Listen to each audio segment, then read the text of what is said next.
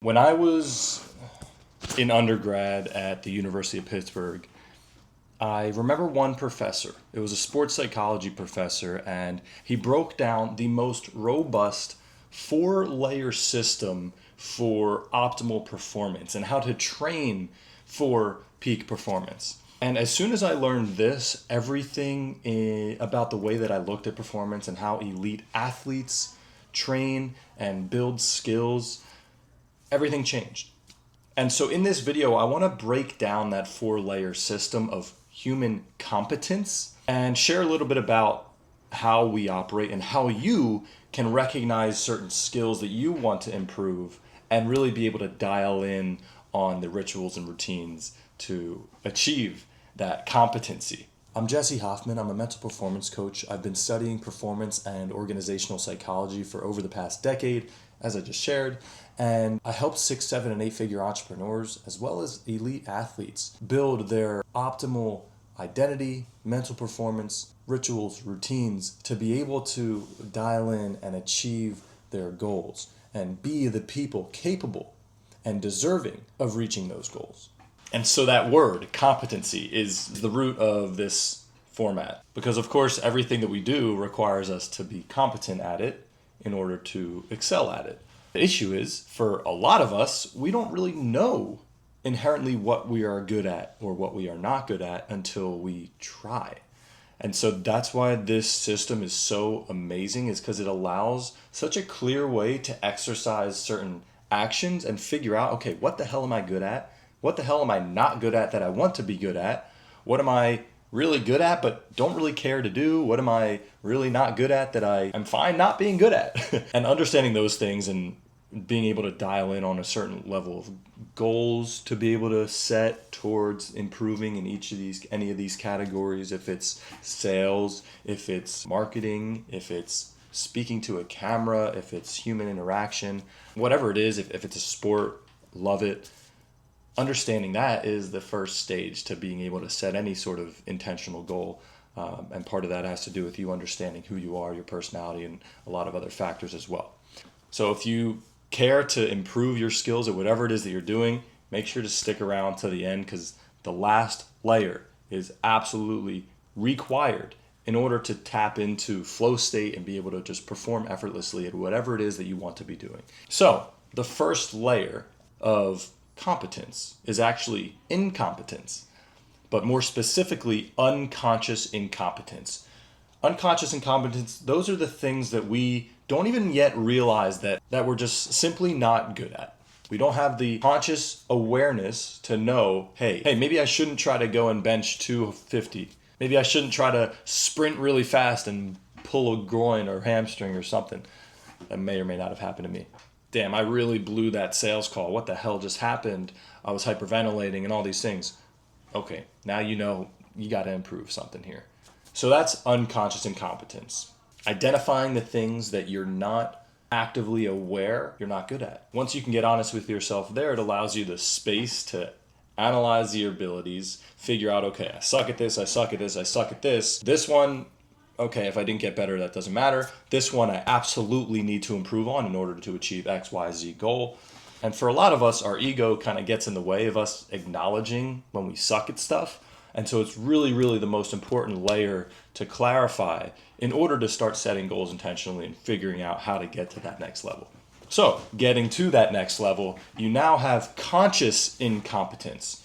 Now that you've identified those things, you're now consciously aware of the things that you are not good at. This is honestly the most exciting stage for me to be able to witness any of my clients, whether they're entrepreneurs or if they're still athletes that I'm working with, really be able to figure out, okay, yes, now I know I'm not good at this, which means I can actively improve and put in the work to get to where I want to be and build the skill level that I want. You probably hear a lot of entrepreneurs, a lot of really successful people talk about how they just wish they could go back to the grind of building the business and becoming so great at something and all these things. Like, I revel in this area of conscious incompetence because that is the path towards the next layer, which is conscious competence. These two are probably the most spread apart, right? You go from unconscious incompetence, it's quite quick to jump and be consciously aware of what you're not good at.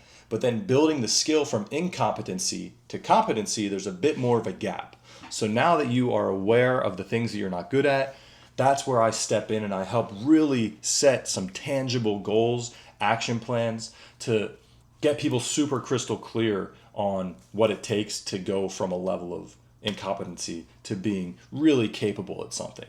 And so that gap in between is where I do a lot of the work with clients of building skills, getting good at shit, being able to sit on a sales call, regulate your nervous system, and be able to communicate with a prospect and really be able to connect with them through authenticity and conviction and clarity of your thoughts, of the offers that you're on, of what their needs are, things of that nature. If it's an athlete, obviously, if it's a basketball player that I'm working with, it's about building up the skill of how do you build a really good free throw routine, or how do you get in enough reps and visualize and all those things to be able to just be able to perform and fall back on that level of training when it's crunch time. And this applies across the board from sports to business, you name it. So that's building into conscious competency. Now, as you can imagine, once you're aware of the things that you are good at, and you're actively performing those things and doing those things, you continue to build skills, but it still requires a level of conscious effort and awareness in order to tap into those skills. So that's the other part of conscious competency, is it requires a layer of intentional effort to provoke those abilities. And that's totally okay. It just, again, that conscious layer of effort is sometimes not able to be tapped into when you're in a really stressful environment, when it's crunch time, there's 30 seconds on the clock, you're down by 3, you gotta right? That's where people crumble. Or down by 2, you gotta hit both free throws to tie the game, or down by 1, you gotta make both to win. That whole deal, if you take that from sports and apply it to business, maybe you have a big commission on the line and you need to be able to detach from the outcome and still implement the skills that are going to allow you to make that close. Well, a lot of people can't do that without consciously saying, okay, well, I'm supposed to say this and this and this, and I have to make sure I regulate my tone and my body posture and all these things. And you're thinking so much about that you're still performing the actions, you're competently doing it, but there's just that extra layer of friction and effort to tap into that skill. So once you've now gotten through that stage and you're at the stage of conscious competency, well, what's the next stage? I mean, I know that I can do this thing and I'm doing it. Well, the most amazing stage, the goal that every elite athlete, every elite business person or sales professional, entrepreneur, whoever it is, where they see things really take off, is getting to the state of unconscious competency. And once someone becomes unconsciously competent, everything skyrockets. Performance explodes. So what unconscious competency means, it could mean a few things. You could start on the flip side and say, hey, wait a minute. As part of unconscious incompetence, what if someone didn't even realize that they were good at something? That means that they were unconsciously competent, right? Yes, that's true. And this kind of you can see as a cycle. It's not just layers that stops at unconscious competence necessarily. That can feed back into the unconscious incompetence. Being unaware of things that you are good at also highlights things adjacent to that skill that could use improvement and all these things. But along with that example of not even being aware of you being good at something, that's one thing. But the other layer to it is you've now achieved a state where you can tap into certain competencies, certain abilities, certain habits or traits or actions that you're able to perform or execute on or present without any conscious effort. And that's the important part here is that you're able to do so in a way where you've trained your skills so heavily, so intentionally through verbalization, visualization, rituals and routines to ingrain certain habits into who you are, into your identity, your iOS, what I call your internal operating system, to where if you're presented with a stressful situation, a foul shot scenario to win the game, or a big sales call, multi-six-figure, project, whatever it is, you're able to do the things, you're able to perform in a way, communicate in a way that is so frictionless to where you're not overanalyzing all of these certain things that you need to do in order to achieve a certain outcome or present a certain ability or persona, and everything flows. And when we get into flow psychology, and you might have heard this word flow thrown all around, oh, I'm just flowing or this and that, or what this really is, and if you trace it back to Mihaly Csikszentmihalyi, who's the godfather of flow in psychology, that flow state, what people describe as flow state, largely requires that level of competency, because a few of the components of flow, you need to have a clear objective, a clear goal on what it is that you're achieving.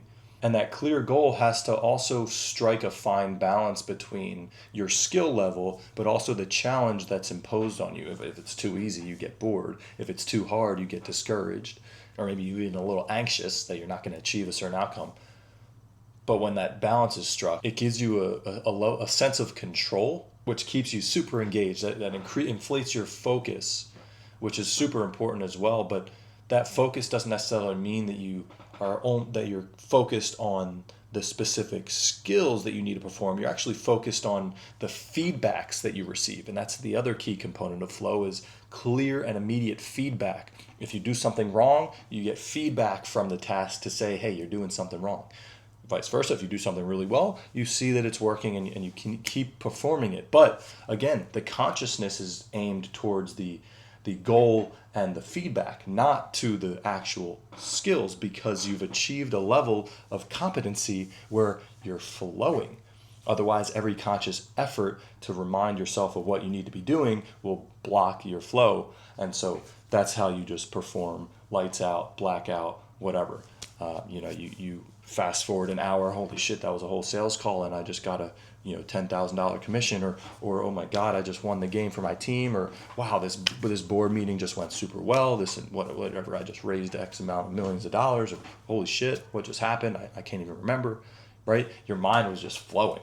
Your consciousness was not aimed at your competency, but rather of the feedbacks. And so that is an indicator that you've achieved a state of unconscious competency. So all that being said, working your way through those layers up to the state of unconscious competency, that's what changes the game and allows you to reground and figure out, okay, now that I'm at a place where all of these things are things that I'm able to perform frictionlessly, what else is missing in my life that is potentially tangential or adjacent to these skills and abilities that I really need to figure out whether I'm not good enough at, or if I need to build these skills. And that's just a never-ending cycle of human improvement. And staying in that process, staying in the zone of skill development more than anything is extremely crucial. And the reason why is because a lot of people tend to get caught up with, what do I feel passionate about? And what a lot of people realize is they discover something that they're passionate about, and then they go through this assessment of what they're good at, what they're not good at, all these things, what's their incompetence, what's their competence, and they've realized that, holy shit, the incompetent column is way overloaded compared to the competent column.